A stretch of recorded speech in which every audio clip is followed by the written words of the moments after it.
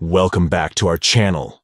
In today's tutorial, we'll show you how to turn on disappearing messages in the community feature of WhatsApp Web. Let's get started. Step 1. Open WhatsApp on your computer and log in to WhatsApp Web. Step 2. Navigate to the community chat by selecting the desired chat or group. Step 3. Click on the three dots located at the top right corner of the screen. Step 4. From the Options menu, select Announcements Info. Step 5. Now go to the Announcements tab. Step 6. Look for the Disappearing Messages option and toggle the switch next to it. Step 7.